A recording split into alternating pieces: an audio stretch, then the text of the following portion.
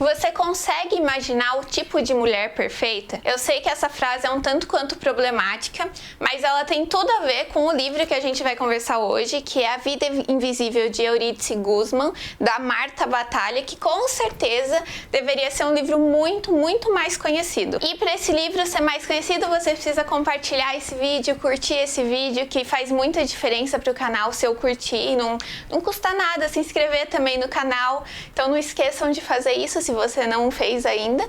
Mas vamos falar sobre o livro. Quem é Marta Batalha, né? Marta Batalha, essa mulher que está aparecendo aqui, ela nasceu em 1973 em Recife. Ela estudou jornalismo, depois ela teve uma ênfase em literatura e ela trabalhou em jornais super importantes como o Globo, o Dia, enfim. E o livro sobre o qual a gente vai falar hoje, ele, antes de ser publicado aqui no Brasil em 2016 pela Companhia das Letras, ele foi vendido para editoras da Alemanha e da Noruega para ser publicado lá. E só depois ele veio pro Brasil, e quando ele veio pro Brasil ele virou filme. Então tem o filme desse livro ainda que eu não assisti também, mas que eu vou assistir em breve.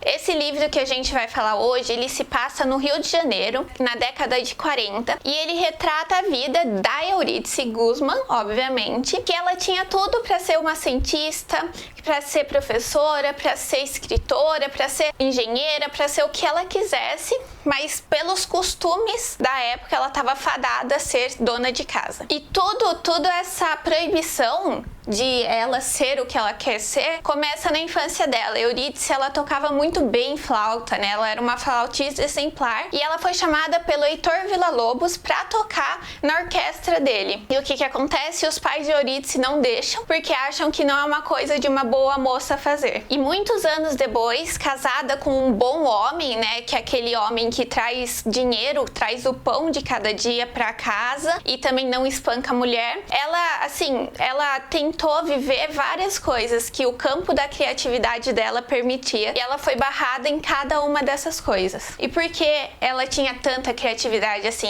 Além de Eurídice ser uma mulher diferente, né? Um ser humano diferente, que tem muita criatividade, enfim, enquanto ela lavava roupa, passava roupa, fazia comida, limpava a casa, ela ficava pensando na vida. E esses pensamentos geravam várias ideias que resultavam em outros hobbies que não são hobbies bons para uma boa mulher da época. Eurídice, ela vivia numa extrema epifania que fazia ela querer fazer mais, que fazia ela querer pensar mais, e se ela não fizesse, se ela não colocasse em prática todas as suas ideias e tudo mais, ela vivia numa tristeza profunda. Então Eurídice vivia nessa tristeza. Além, claro, desses novos hobbies ser uma maneira de Eurídice ela não se sentir tão triste com a vida que ela tem, que é uma vida que ela não queria ter. E ela, sendo uma mulher muito talentosa, a segunda coisa, além da flautista, né, mas a primeira coisa na vida adulta que ela decide fazer é porque ela cozinha muito bem. Então ela vai modificando receitas, vai inventando novas receitas, e isso faz com que ela junte uma grande quantidade de receitas e crie um livro. Então ela decide publicar esse livro de receitas que ela juntou por muito tempo. O que ela não faz, porque o marido falou assim que ninguém vai ler um livro de tão pouca importância, ainda mais escrito por uma dona de casa. A outra empreitada de Eurídice é a costura. Eurídice costurava muito bem, então ela começa a fazer vestidos para as vizinhas e tudo mais. Só que ela faz isso durante o dia, no horário que o marido dela tá trabalhando. Um dia o marido dela fica doente e ele descobre que ela estava fazendo esses encontros de mulheres que pediam para ela costurar coisas. E ele reprime ela porque as pessoas vão pensar que ele não traz dinheiro suficiente para dentro de casa. Então isso é ruim pro marido também. Então ele não deixa ela costurar mais. E é um não atrás do outro que a Eurídice recebe, que assim, ela coleciona nãos na vida. E claro, né, que no meio de tudo isso tem a vizinha fuxiqueira que fica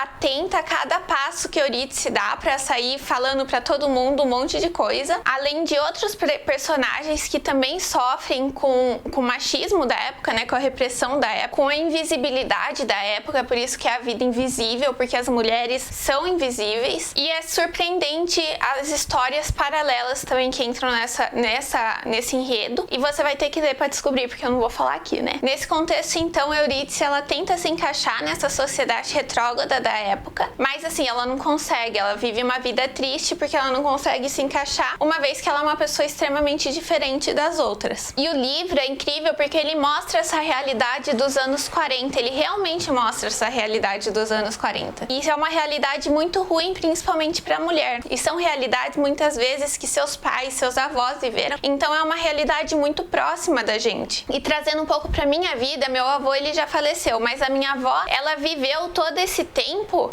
de casados, que foi mais de 50 anos, se dedicando totalmente ao marido, se dedicando totalmente aos filhos. Então, um exemplo, quando eu falava para ela que eu e meu namorado a gente divide as tarefas de casa, ela acha um absurdo. A iluminação provavelmente mudou porque o tempo fechou e a iluminação natural não existe mais. Então eu acendi a luz e é a luz do teto mesmo, então se a luz ficar ruim, gente, desculpa. Mas enfim, minha avó, quando eu falava que eu divido as tarefas de casa com meu namorado, ela não se conformava. Outra coisa que ela não se conformava é que minha família não mora onde eu moro. Então vira e mexe eu tô indo pra lá pra visitar minha família, enfim. E às vezes eu saio com meu amigo lá e minha avó fica abismada, porque como eu vou sair com um amigo homem se eu tenho um namorado? Não pode isso. Então são coisas assim que você vê o quanto as mulheres sofriam, porque elas não podiam fazer nada disso, entendeu? Enfim, é muito triste, ainda bem que essa realidade mudou. Precisa mudar mais, mas tá mudando aos poucos. E é uma questão também de oportunidade. Eu, quando eu era criança